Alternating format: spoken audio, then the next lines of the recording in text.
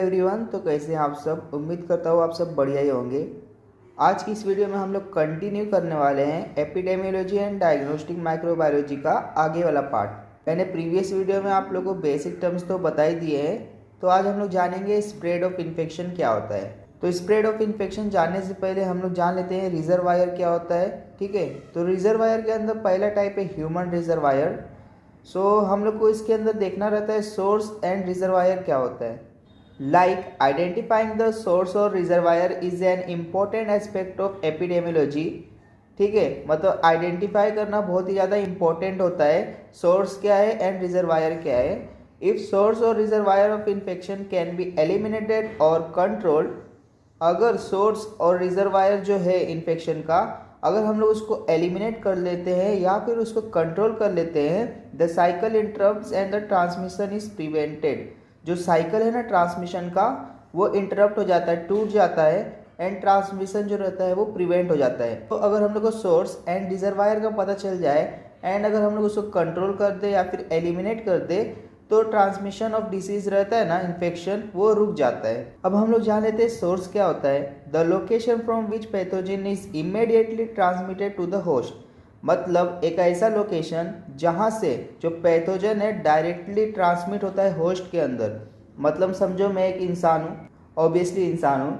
इसका मैं एक एग्जांपल दूँ तो मान लीजिए कि एक फ्लोइंग वाटर है, जो इंडस्ट्रियल वाटर जो भी है ना, एलिमिनेट करते हैं इंडस्ट्री से, वहाँ पर बहुत ही ज़्यादा स्प्रेड ऑफ इन्फेक्शन हो रहा है। तो वो एक सोर्स का काम कर रहा है। अगर मैं वहाँ पर जाता हूँ तो मैं होस्ट हूँ एंड वहाँ पर सोर्स है। मतलब डायरेक्टली वहाँ पर जो डिसीज़ रहेगा ना, मैं उसको ले लूँगा अपने अंदर। तो सोर्स एक ऐसा जगह होता है जहाँ से इंसान को डिजीज ट्रांसमिट होता है। ठीक है, और देखो सोर्स दो टाइप का हो सकता है, एक डायरेक्टली और एक इनडायरेक्टली। डायरेक्टली मतलब इन्वायरमेंट से हम लोग को डायरेक्टली मिल जाता है कोई भी डिसीज़, ठीक है, कोई भी स्प्रेड ऑफ इन्फेक्शन। एंड अगर इनडायरेक्टली की बात करें तो उसके अंदर एनिमेट एंड इनएनिमेट ऑब्जेक्ट हो जाता है। मतलब कोई भी मॉस्किटो वगैरह हो गया, या फिर किसी चीज़ को टच करने पर, या फिर मतलब इनएनिमेट ऑब्जेक्ट जितने भी होते हैं ना, वहाँ से भी हम लोग को डिसीज़ आ सकती है अपने बॉडी के अंदर। तो इसलिए दो टाइप के होते हैं सोर्स। अब हम लोग देख लेते हैं रिजर्वायर क्या होता है। ठीक है ना, तो रिजर्वायर द साइट और natural environmental location where pathogen naturally resides, the site from where the source acquire the infection. अब रिजर्वायर क्या होता है, एक नेचुरल इन्वायरमेंट है, लोकेशन है जहाँ पर पैथोजन है ना वहाँ पर रहते हैं। ठीक है, अब the site from where the source, अब जो वो सोर्स है ना उसको भी कहीं से मिला रहेगा ना, डिसीज़ या फिर जो भी इन्फेक्शन है उसको भी कहीं से मिला रहेगा। तो जो सोर्स रहता है ना वो एक्वायर करता है एक प्लेस से, स्पेसिफिक प्लेस से, तो उसको हम लोग रिजर्वायर कहते हैं। Site from where the host directly gets the infection, और वहाँ से भी हम लोग डायरेक्टली इन्फेक्शन हो सकता है हम लोग को। जैसे कि सोर्स से भी हम लोग को इन्फेक्शन हो रहा था, लेकिन रिजर्वायर जो रहता है ना वहाँ पर पैथोजन लाई करता है, मतलब ऑलरेडी वहाँ पर वो रहता है, तो वहाँ से भी हम लोग को इन्फेक्शन हो सकता है। तो यहाँ पर मैंने लिखा भी है reservoir sometimes serves as a source. मतलब रिजर्वायर भी कुछ समय के लिए सोर्स के जैसा एक्ट कर सकता है एंड हम लोग को डिसीज ट्रांसमिट कर सकता है। ठीक है, और अब बहुत ज़्यादा इंपॉर्टेंट टॉपिक पे हम लोग बात करने वाले हैं, ध्यान से सुनिएगा। Human host are the most important source of pathogen are called as carrier. हम लोग भी एक होस्ट के जैसे ही काम करते हैं। हम लोग के अंदर भी बहुत सारे पैथोजन आ जाते हैं, तो हम लोग दूसरों को ट्रांसमिट करते हैं ना, ट्रांसमिशन ऑफ इन्फेक्शन होता है ना। तो human host are the most important source of pathogen are called as carrier. लेकिन हम लोग को कैरियर कहा जाता है ह्यूमन होस्ट को। ठीक है, तो carrier is an infected individual who is potentially source of infection for others. मतलब जो कैरियर होता है ना वो इन्फेक्टेड रहेगा। किसी भी इंसान को ले लो, अगर वो इन्फेक्टेड है तो वो कैरियर है। ठीक है, और उसके पास पोटेंशियल रहेगा कि वो सामने वाले को भी बीमार कर सकता है, तो कैरियर भी मतलब सोर्स के जैसा काम कर सकता है। ठीक है, अब जो ह्यूमन कैरियर है ना वो 4 पार्ट में डिवाइडेड है। पहला है एक्टिव कैरियर, दूसरा है कॉन्वलेसेंट कैरियर, थर्ड है हेल्दी कैरियर, एंड फोर्थ है incubatory carrier. So individual who has an overt clinical case of the disease, signs and symptoms are readily observable and clinical obvious.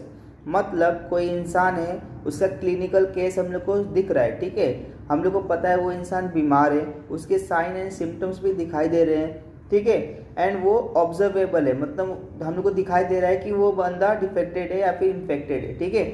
तो वो active career में आएगा क्योंकि हम लोग को सब कुछ दिखाई दे रहा है, सब कुछ ट्रांसपेरेंट है, ठीक है। अगर बात किया जाए कॉन्वलेसेंट कैरियर की, तो individual who has recovered from the infection but continue to harbor large number of pathogens, symptoms may or may not be visible।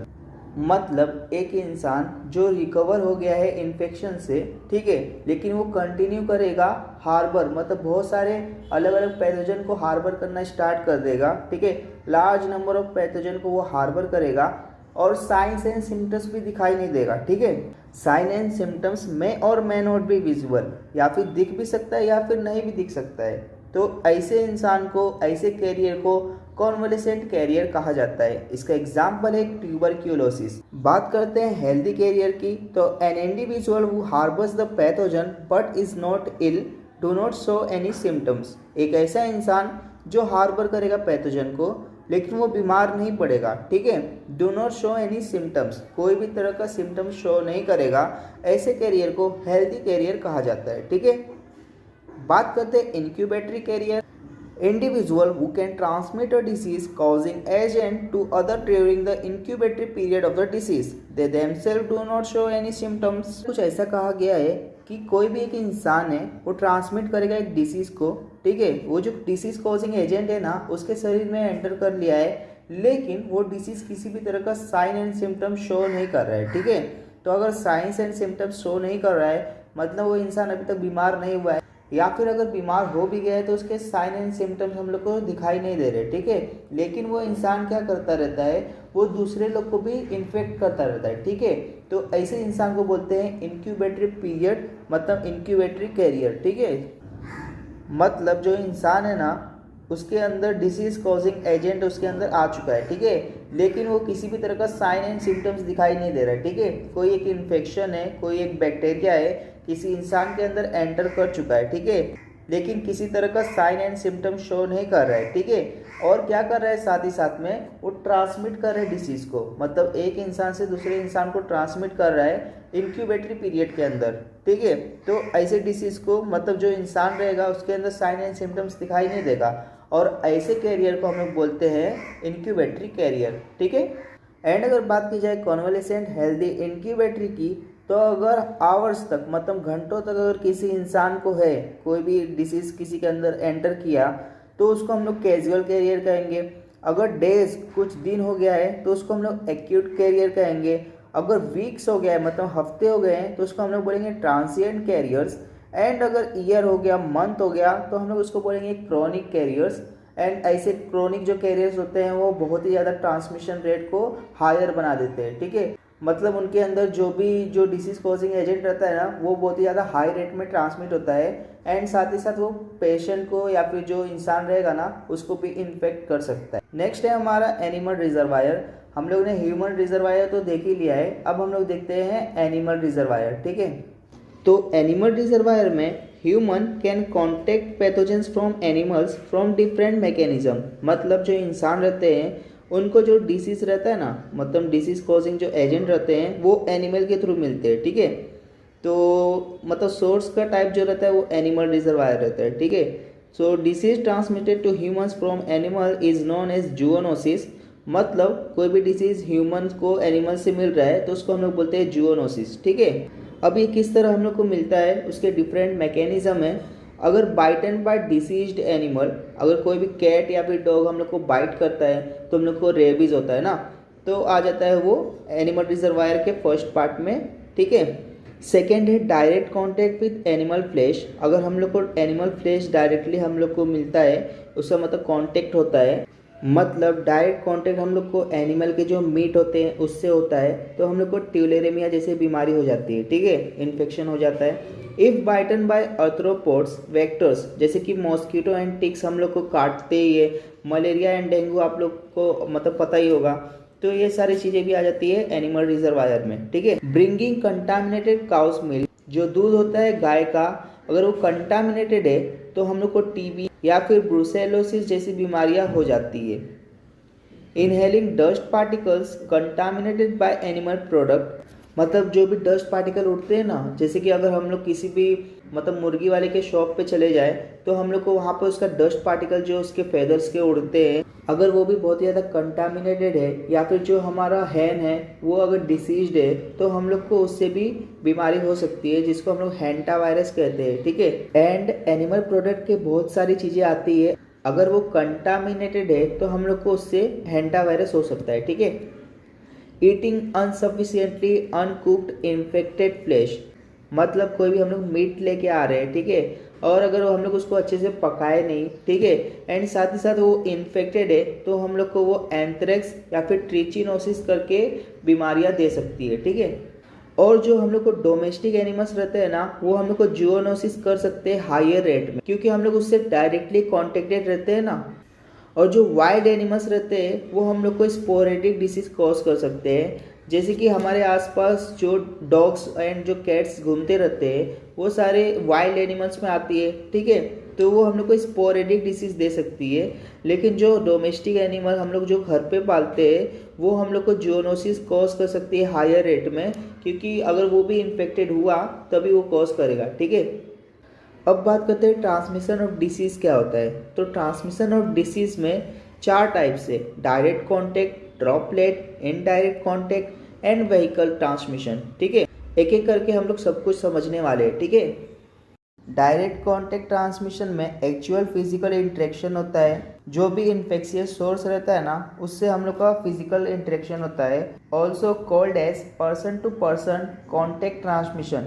It primarily occurs by touching, kissing and sexual intercourse. ये primarily ये 3 चीज़ों की वजह से होता है इंसानों को। Example contact with oral secretion और बॉडी लेसेंस, जो हमारे बॉडी से जो कहते हैं ना पसीने के टाइप में निकलता है, उससे भी हम लोग को हो सकता है बीमारी। ठीक है। एग्जाम्पल है इसका हर्ब्स सिम्प्लेक्स वायरस। ठीक है। जो भी नर्सिंग मदर की कंडीशन में रहती हैं उनको स्टेफिलोकोकल इन्फेक्शन हो जाता है। एंड प्लासेंटा टू फीटस, जो भी मतलब मदर रहती है एंड जो उसके बच्चे के अंदर भी ट्रांसमिट हो सकता है डिसीज, वो भी डायरेक्ट कॉन्टैक्ट ट्रांसमिशन में आता है। एंड इसका एग्जाम्पल है AIDS and syphilis. Indirect contact transmission की बात करें तो transmission from the source to the host through an intermediatory agent, मतलब जो भी ट्रांसमिशन होगा ना सोर्स का होस्ट तक, तो ये कैसे होगा, इसके बीच में एक एजेंट होगा। ठीक है। जिसको हम लोग इंटरमीडिएटरी एजेंट बोलते हैं। So this intermediary agent is most often is an inanimate object, मतलब ये एक ऐसा चीज़ होगा जो इनएनिमेट होगा, मतलब निर्जीव चीज़। अब निर्जीव क्या हो सकता है, मतलब कोई भी एक ऐसा प्लेस जो कंटामिनेटेड हो जाए, ठीक है, एनिमेटेड सोर्स से। आप लोग को ये थोड़ा समझ नहीं रहा होगा, लेकिन एग्जाम्पल के थ्रू आप लोग को समझ जाएगा। जैसे कि थर्मामीटर है, ठीक है, किसी एक इंसान ने उसका यूज़ किया। जो थर्मामीटर है वो इनएनिमेट ऑब्जेक्ट है, ठीक है, निर्जीव है ना। लेकिन अगर वो किसी इन्फेक्टेड इंसान ने उसका यूज़ किया रहे एंड उसका यूज़ एक नॉर्मल इंडिविजुअल करे तो उसको ट्रांसमिट हो सकता है ना डिसीज़। तो thermometer, utensils, drinking cups, stethoscope and हमारा नेक टाइज जो हम लोग गले में पहनते हैं, उससे भी डिसीज ट्रांसमिट हो सकता है। ये इनडायरेक्ट कॉन्टैक्ट ट्रांसमिशन में आ जाता है। ठीक है। Pseudomonas bacteria can easily transmitted by this route. ठीक है। It is also a form of vehicle transmission. Vehicle transmission जो रहता है ना उसका भी इनडायरेक्ट कॉन्टैक्ट ट्रांसमिशन एक फॉर्म है। ठीक है। इसके अंदर बस इतना याद रखो कि जो भी ट्रांसमिशन हो रहा है ना वो इनडायरेक्टली हो रहा है, लेकिन ट्रांसमिशन हो रहा है। ठीक है। और ड्रॉपलेट मेथड जो है वो pathogen carried on particles of size lower than 5 micrometre. अब ये ड्रॉपलेट मेथड आप लोग इससे अवेयर होंगे, जैसे कि कोई भी इंसान खांसता है या फिर कोई इंसान छींकता है तो कैसे ट्रांसफर हो जाता है, वो मतलब जो पैथोजन रहता है ना उसका जो साइज रहता है वो लोअर देन 5 माइक्रोमीटर होता है। ठीक है। तो ये पार्टिकल्स के फॉर्म में किसी इंसान को ट्रांसमिट होता है। ठीक है। अभी डायरेक्ट कॉन्टैक्ट ट्रांसमिशन में कॉन्टैक्ट हो रहा था, इनडायरेक्ट में भी कॉन्टैक्ट हो रहा था, लेकिन वो इनएनिमेट ऑब्जेक्ट के थ्रू हो रहा था। ड्रॉपलेट मेथड में क्या रहेगा, ये हवा के अंदर जो हमारा एयर रहता है ना उसके अंदर छोटे छोटे जो पार्टिकल्स रहते हैं उसके थ्रू ट्रांसमिशन ऑफ डिसीज होगा। ठीक है। तो यहाँ पर मैंने मेंशन भी किया है, the route is through air, it only spreads in a short distance, मतलब ये छोटे डिस्टेंस के अंदर ट्रांसमिट होता है। मतलब सोर्स रहता है, ठीक है, उसके प्रोक्सिमिटी मतलब उसका कितना क्षमता है उस हिसाब से ये ट्रांसमिट होता है। Droplets with oral secretion contaminates body surfaces that infects the mucous membrane. जो ड्रॉपलेट्स है ना वो हमारा ओरल सिक्रेशन, जो हमारे मुंह से सिक्रेशन होता है, हम लोग खांसते हैं छींकते हैं, वो कंटामिनेट कर देता है बॉडी सरफेस को, एंड इससे हम लोग का जो म्यूकस मेम्ब्रेन रहता है ना वो इन्फेक्ट हो जाता है। ठीक है, म्यूकस मेम्ब्रेन इन्फेक्ट हो गया तो हम लोग को डिसीज हो जाएगा, बीमारी हो जाएगा, हम लोग को खांसी हो गया, सर्दी हो गया, जो भी है। सो एग्जाम्पल रेस्पिरेटरी सिक्रेशन और हैंड टचिंग आइज। तो हमारा रेस्पिरेटरी सिक्रेशन जो रहता है ना वो इन्फेक्ट हो जाता है, और हम लोग हैंड टचिंग आइज, जो हम लोग हाथों से आँख को टच कर लेते हैं तो उससे भी ये ट्रांसमिट हो जाता है। ठीक है, नेक्स्ट है हमारा वेक्टर ट्रांसमिशन, एंड ये लास्ट पार्ट है। ठीक है, अब वेक्टर ट्रांसमिशन के अंदर भी दो टाइप है, तो चलो हम लोग एक एक करके देखते हैं। So living transmitters of a pathogen are called vectors. So most vectors are arthropods. Arthropods को आप लोग जानते ही होंगे, मॉस्किटो हो गया, टिक्स हो गया, फ्लाइज हो गया, और जो वर्टिब्रेट्स में आ जाता है डॉग्स, कैट्स या फिर बैट्स। ठीक है, अब क्या होता है, ये वेक्टर्स के थ्रू हम लोग को डिसीज ट्रांसमिट होता है, इसी को हम लोग बोलते हैं वेक्टर ट्रांसमिशन। ठीक है, तो इसके टू टाइप्स है, एक्सटर्नल वेक्टर्स और internal vectors. So external vectors में आ जाता है, it is called as mechanical transmission pathogen is carried on the body surface. External vector को बोलते हैं हम लोग जो मैकेनिकल ट्रांसमिशन के अंदर आ जाता है, एंड इसके अंदर जो पैथोजन रहता है ना वो बॉडी सरफेस के थ्रू ट्रांसमिट होता है। Vector carrier is positive, no growth of pathogen. मतलब समझो, इसका एक एग्जांपल समझ लो, आप लोग समझ जाओगे। फ्लाइज या फिर मक्खी आप लोग जानते होंगे, आसपास के एरिया में रहते हैं, तो वो लोग क्या करते हैं, जो पैथोजन रहता है ना उनके बॉडी के अंदर नहीं जाता है, वो पैथोजन उनके बॉडी सरफेस पे, मतलब हम लोग कहते हैं ना मक्खियाँ बाहर से आती है तो अगर वो खाने पे बैठ जाती है तो वो इंसान को इन्फेक्ट कर सकती है। तो मोस्टली क्या होता है, मक्खियाँ बहुत सारी चीज़ों पर बैठती है, बाहर जाती है, ठीक है ना, मतलब कंटामिनेटेड जगह पर भी बैठती है, तो क्या करती है, इन्फेक्शन जो रहता है ना, तो इन्फेक्शन वो अंदर इनगल्फ नहीं करती है, मतलब वो सिर्फ बैठती है जाकर, तो वो बैठती है बाहर जाके, तो उसकी जो बॉडी सरफेस पे रहता है इन्फेक्शन चिपका रहता है। ठीक है, तो वो आके अगर हम लोग को खाने पे बैठ जाए तो वो हम लोग को ट्रांसमिट कर सकती है ना डिसीज, तो उसको हम लोग एक्सटर्नल वेक्टर कहते हैं। ठीक है, और जो जिस तरह का वो बैक्टीरिया ट्रांसमिट करती है वो शिगेरा करके माइक्रो ऑर्गेनिज्म है वो ट्रांसमिट कर देती है। ठीक है, अब बात करते हैं इंटरनल वेक्टर्स की। तो pathogen carried with in the body. तो मतलब क्या होता है कि जो पैथोजन रहेगा ना वो अपने अंदर, अपने शरीर के अंदर बैक्टीरिया को कैरी करती है। ठीक है, पैथोजन को कैरी करती है। तो इसके भी दो टाइप है। पहला है harbourage the pathogen doesn't undergo any morphological और physiological change within the vector, and इस एग्जाम्पल है transmission of Yersinia pestis which causes plague. इसके अंदर जो वेक्टर रहेगा ना वो अपने बॉडी के अंदर कैरी करेगा, ये तो हम लोग को पता चल गया। सो जो हार्बर किया हुआ पैथोजन रहेगा ना वो किसी भी तरह का फिजियोलॉजिकल एंड मॉर्फोलॉजिकल चेंज नहीं दिखाई देगा, मतलब वेक्टर के अंदर किसी भी तरह का चेंज नहीं करेगा। अगर वेक्टर ने उसको इन्गल्फ किया, अगर उसको खाया है तो किसी भी तरह का उसके अंदर चेंजेस नहीं आएगा, इन्फेक्शन जैसा है वैसे ही रहेगा। और जो ट्रांसमिशन जब होगा ना तब हम लोग को पता चलेगा कि ये किस तरह का बैक्टीरिया है। सो जो प्लेग करके इन्फेक्शन होता है ना वो इंसानों को हो जाता है। तो इसके अंदर ऐसा रहता है, जो वेक्टर रहता है ना उसके शरीर के अंदर किसी भी तरह का मॉर्फोलॉजिकल और फिजियोलॉजिकल चेंज नहीं होता है, लेकिन जब वो ट्रांसमिट करता है किसी एक होस्ट को तो उसके अंदर हम लोग को प्लेग जैसी बीमारियां दिखाई देती है। ठीक है, सेकेंड जो हमारा वेक्टर एंड वो अंडरगो करता है मॉर्फोलॉजिकल चेंजेस। ठीक है ना, जो भी मलेरिया रहते हैं, जो भी मलेरिया के मॉस्किटोस रहते हैं या फिर जो भी डेंगू के मॉस्किटो रहते हैं, उनके शरीर के अंदर जो पैथोजन रहता है ना वो मॉर्फोलॉजिकल चेंज किया रहता है। ठीक है, एंड उससे हम लोग को बाद में बीमारियां हो जाती है। तो इसका एग्जांपल है malarial parasites present inside mosquito. जो मलेरियल पैरासाइट्स रहते हैं जो प्रेजेंट रहते हैं मॉस्किटो के अंदर, वो मतलब मॉर्फोलॉजिकल चेंज करते हैं। ठीक है, इंटरनल वेक्टर्स के टू टाइप्स से, एक के अंदर मॉर्फोलॉजिकल एंड फिजियोलॉजिकल चेंजेस होता है, सेकेंड के अंदर मॉर्फोलॉजिकल एंड फिजियोलॉजिकल चेंजेस नहीं होता है। ठीक है, so thanks for watching this video. Hopefully आपको ये वीडियो समझी होगी। इसके बाद भी बहुत सारे अमेजिंग टॉपिक्स आने वाले चैनल पर, तो आप लोग चैनल को सब्सक्राइब करके रखो।